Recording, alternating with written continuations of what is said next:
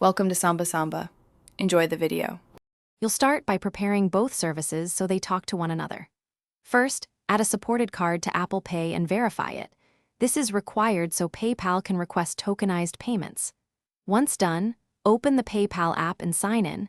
Make sure it's updated to the latest version so Apple Pay options appear. You should also enable Face ID or Touch ID and confirm your device passcode. This streamlines authorization and reduces friction during checkout.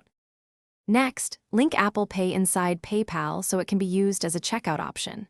In the PayPal app, go to Wallet or Settings and choose to add a payment method. Select Apple Pay and pick the card you already placed in Wallet. Follow prompts to allow PayPal to use the tokenized card. This creates a secure connection without sharing full card numbers. Make sure you complete any small verification charge or in-app confirmation. This step proves ownership and unlocks Apple Pay at checkout.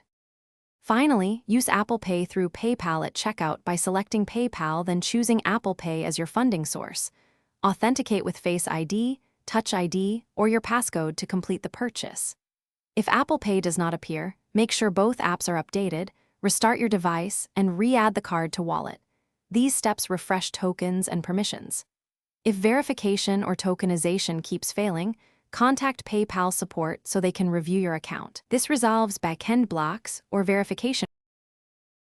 Thanks for watching. Consider subscribing if we helped you.